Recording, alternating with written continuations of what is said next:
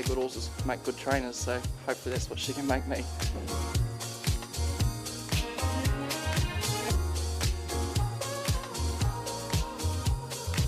I really think the 1400 down at Palmy there, that'll be a go.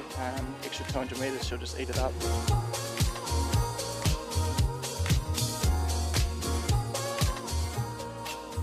Yeah, some terrific shots there of A La Lune and, of course, Jacob McKay. Those last words are ringing around the country, I think, in people's ears. Stepping up to the 1400 should be ideal. And Jacob's kindly joined us this morning to talk through what is the best maiden in the country, to be fair to say, in A La Lune. Very good morning to you, Jacob. Thanks so much for your time. You must be excited about the opportunity that's presented to you today.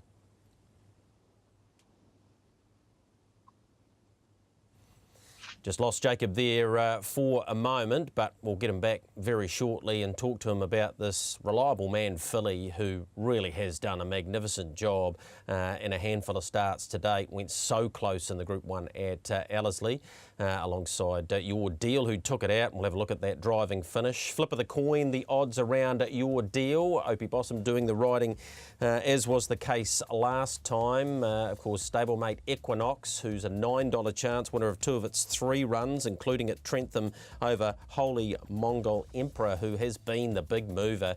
It was $8.50 this morning when I was driving into work, and then Des Coppins loaded up and said, this is the one you need to be on. So another $1 off the price of that runner as Jacob's rejoined us. Sorry about the technical difficulties there.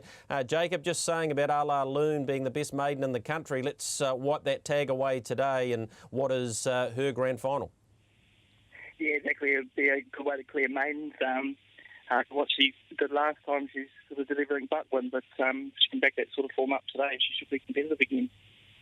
We had your comments going into this race, Jacob. You suggested that the Courtesy Ford Manawatu size would be even more up her alley, and on this performance, it's hard to argue with you. She went so close.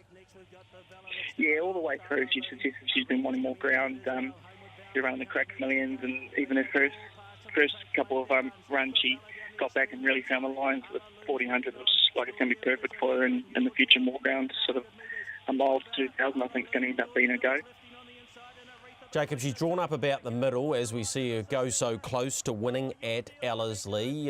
What would you like to see unfold in front of you? Of course, Your Deal's the one to beat, but he's been up a wee while. Is he your biggest threat, or is he the one that you think's the hardest to beat? Yeah, look, obviously looks one of the hardest to beat, but Group 1 race, so we'll be there to win, and they've all got their chances, so we can't discredit any of them. And I guess being 2-year-olds too, they can be so fickle between runs. They're still learning and on the way up. So whether they all back up and can present today in the right order, but I couldn't be happy with her coming into it. The last one on the wet track, I thought it might take a week or so to get over it, but she just seems to have thrived over the last few weeks. So I'm really looking forward to seeing her out there today. Do you believe, Jacob, that she's as good as you've had her this campaign? It is her grand final. I know she's going out in the paddock tomorrow, but you think she's exactly where you want to have her? Yeah, I really couldn't be happier with her. She put on 10 kilos with a few days in the paddock after her last run, and she's walking the same weight as what she was the day before going into her last run. So all that seems spot on. The work was, I think, as good as it was going into her last run, if not better. So all she needs to do is present like she did last time and put the same effort in, and Bear knows better, and she's a Group 1 winner.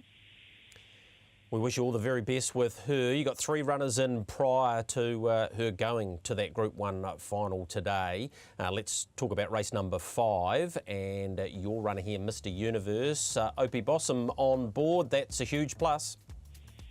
Yeah, for sure. He seems to manage to get another length or so out of some horses, and especially in those tight finishes. But he's been racing with solid form since his win. His last runs I've been really happy with. I just think the slow tracks have tripped him up a little bit. Looks like we'll get a good track today, and I'll be drawn slightly awkwardly, but we've got the right, as you say, we've got the right man on board to get the job done, hopefully. Your other 2 runners, Vitachi and Mighty Connor. Tell me what you're thinking of their chances today. Yeah, look, I'm really happy with Vitachi coming into this. he's had a few weeks between runs. I backed him up for his last run, winning all this race, but just I think a good 3 trips him up there at Ellerslie. If it was a slow track today, I'd be really confident with him, and just whether he's as good on the firmer tracks. He always tries his hardest, so he's always going to be competitive, but just whether he can find that extra length or so that he seems to find the slow tracks. But yeah, coming down here, I couldn't be happy with him.